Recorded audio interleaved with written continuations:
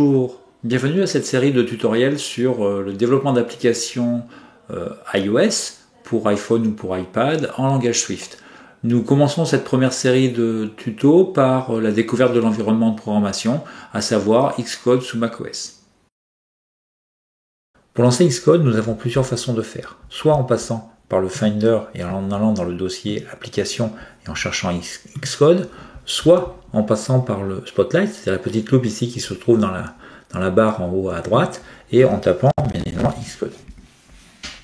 Lorsque vous démarrez Xcode, vous avez une première fenêtre d'accueil qui s'ouvre, dans laquelle vous retrouvez à droite l'ensemble des projets déjà existants que vous avez ouverts récemment.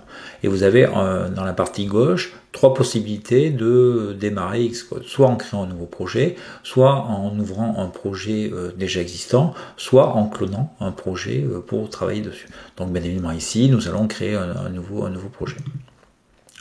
La première fenêtre qui s'ouvre, c'est une fenêtre qui vous permet de choisir quel est le template de projet que vous allez créer. En effet, Xcode est un outil qui permet de développer des applications à la fois pour iOS, mais aussi pour macOS, pour l'Apple Watch ou pour l'Apple TV. Donc dans notre cas, nous intéressons au développement d'applications pour iPhone et iPad, donc on va sélectionner bien évidemment iOS.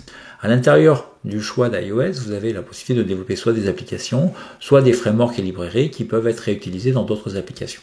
Dans notre cas, nous allons concevoir une application. Parmi les templates d'applications, nous trouvons les applications classiques, app, mais nous trouvons d'autres applications telles que les jeux, telles que les applications de réalité augmentée qui nécessitent bien évidemment des templates particuliers. Donc nous sélectionnons app et cliquons sur Next. Ici, nous arrivons sur le deuxième écran de création de votre application et qui va constituer sa carte d'identité. Donc, tout d'abord, vous allez donner un nom à votre application. Ici, dans mon cas, je vais l'appeler tuto iOS. Vous avez en dessous du product name, vous avez l'équipe que vous pouvez choisir. Normalement, vous devriez avoir défaut, à moins que vous soyez un développeur déjà inscrit sous le compte, avec un compte Apple Developer.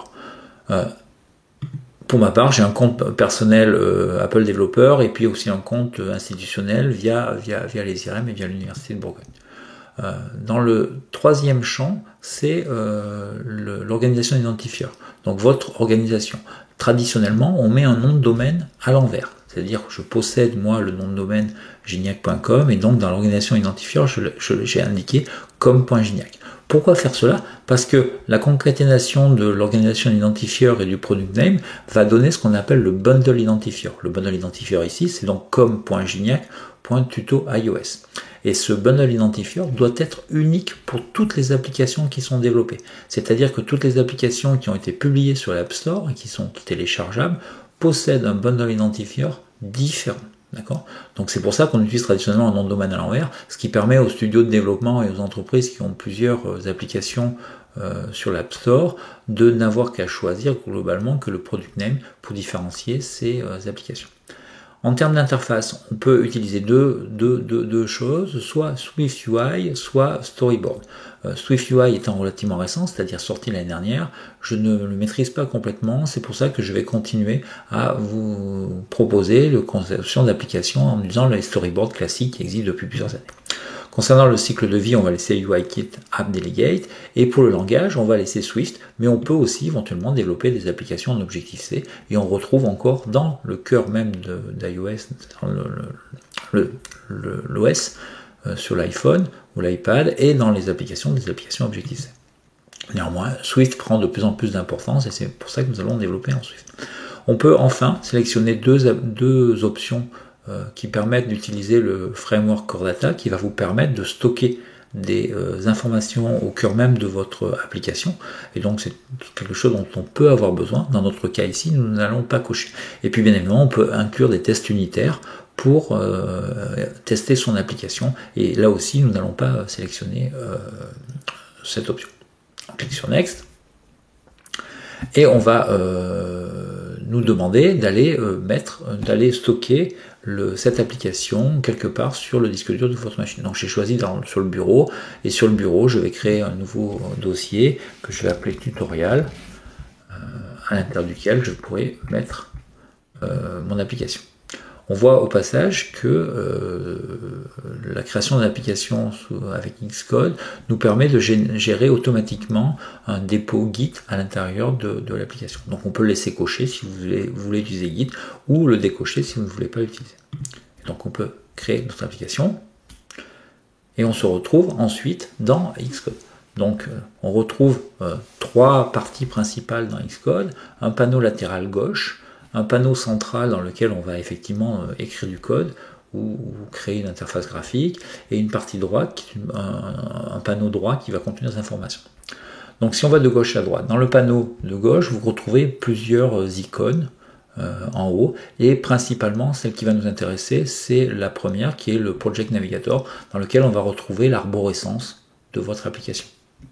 Bon, cette même arborescence, vous le retrouvez dans le Finder, si vous allez voir le dossier qu'on a créé. Donc je rappelle, sur le bureau, tutoriel, à l'intérieur duquel vous trouvez tuto iOS, qui est le nom de notre application, à l'intérieur duquel vous trouvez un fichier Xcode Proj, qui est effectivement le fichier que vous pouvez double-cliquer dessus pour lancer Xcode sur cette application-là. Et puis à l'intérieur du dossier tuto iOS, vous retrouvez globalement la même arborescence, les mêmes fichiers que qui sont situés ici.